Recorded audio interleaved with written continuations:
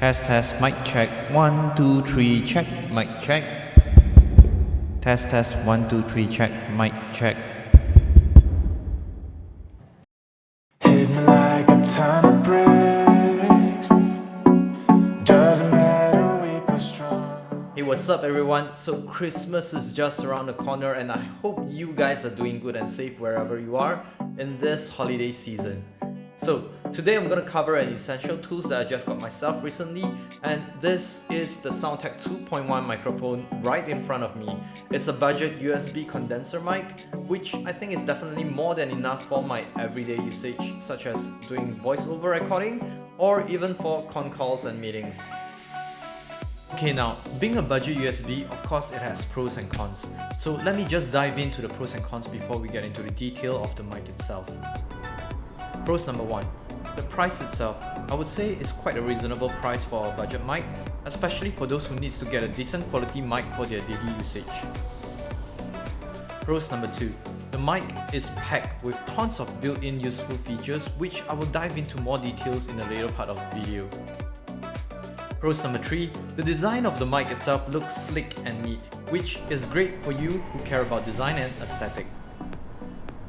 Now, as for the cons number 1. If you listen carefully to the audio recording of this entire video, when the noise cancellation feature is turned on, you'll also notice that whenever I pause a sentence and start a new sentence, the first word that get recorded somehow have this faded in effect. Cons number 2, well, this is kind of annoying for me because whenever I unplug and reconnect the mic to my computer, for some reason, the default setting of the mic always comes with an echo feature turned on. So I need to keep reminding myself to turn it off whenever I need to use the mic. Now with all that said and get over with, let's jump straight into the unboxing of the mic.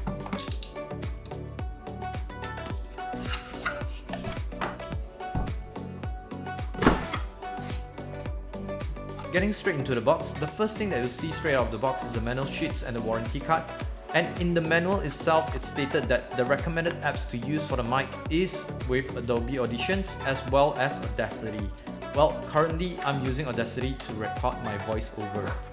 Right under the manuals, you'll get the mic itself and the tripod table stand for the mic. Now, that's not all. In the box, you will also get a USB-A to USB-C cable to power up the mic and connect it to the computer. Unfortunately, the package doesn't come with a mic arm boom or a pop filter, so you'll have to purchase it separately. With that said, I decided to invest a little bit more and get myself a separate boom arm and the pop filter. Nothing fancy, just a budget boom arm that can hold the mic well and so that I can tuck aside whenever I'm not using it. As for the pop filter, this is also from SoundTech, and I actually like the appearance of it. It's not the typical huge rounded pop filter that you usually see. Instead, it's a more compact and professional looking pop filter surrounding the mic itself attached with rubber straps.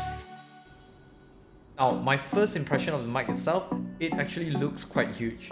Just for size comparison purpose, I have another SoundTech mic here with me, which is the older ST800 series, and you can actually see how wide and fat the SoundTech 2.0 is compared to the previous series. As for the design, material and the build quality of the mic, well, like I mentioned earlier, the design do look slick and nice, but as for the material, it's basically a mix of steel and plastic.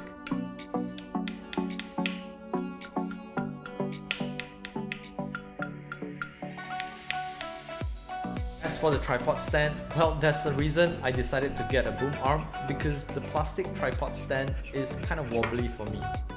Like any other USB condenser mic, this mic is plug and play. It's connected using a 90-degree angled USB-C cables that comes along with the package, and it fits in nicely with the tripod stand while having the freedom to swing the mic back and forth. Underneath the mic, there's also a headphone jack, which is nice to have for live monitoring without any sound delay. Now, moving on to the features of the mic. Starting with the front part of the mic, there is a built-in noise cancellation features that I mentioned before, with just a push of a button to turn it on or off. Well, I think this is a nice feature to come with a mic, although there are still a slight flaw in it. Just right below it, there is also a volume light bar indicator and a volume knob. The knob itself is an infinite knob, meaning there is no hard stop to it. So this is why the light bar volume indicator is essential.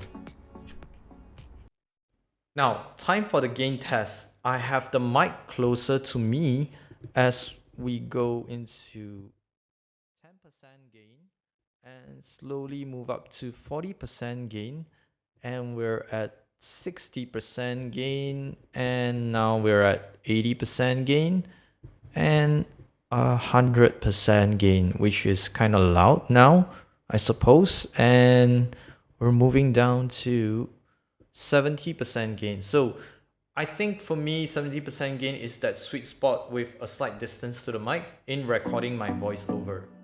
Now, notice that under the volume knob, there is an echo word printed on it. Well, yes, it also comes with a built-in echo features. You can simply just press on the volume knob once and the light bar indicator will actually turn green. This is to show the echo level while you're recording.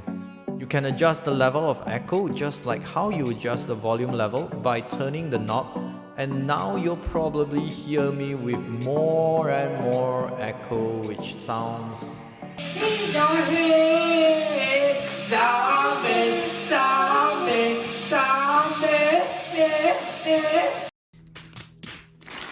Now moving on to the back of the mic, you also have a slightly bigger knob where you can use it to change the mode of the mic.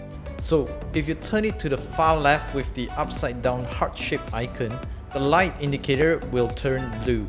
It means that you are in a cardioid mode. It basically captures the sound best from the front side of the mic, and when I say front, I'm actually referring to the side with the volume light bar indicator. So if I turn the mic around, you'll start to hear my voice kind of getting softer and further away, and it will sound clearer as I'm going back to the front side of the mic again. Now, if you turn the pattern knob to the center, it will go.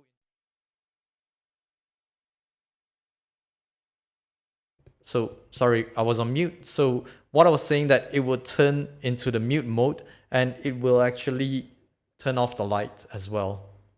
And if I turn the knob to the far right, the first thing that you'll notice is that the recording quality has drastically dropped.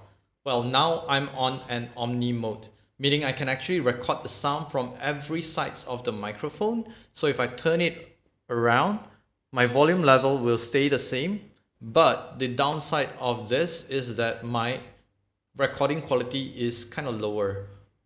Well, the Omni mode is basically more suitable if you're using the mic for a group call, group streaming, multi-person podcasting and such.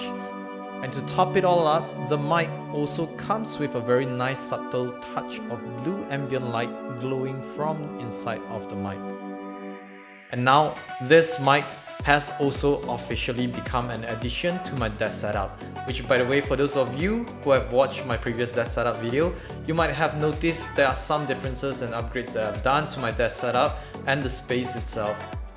So stay tuned as I will be doing a new video soon to take you through all of the upgrades that I've done so far with my workspace. That's all for this video. I hope you guys enjoy it, and if you like this video and find it helpful, do give us a thumbs up, follow me on Instagram to get more updates, and subscribe for more.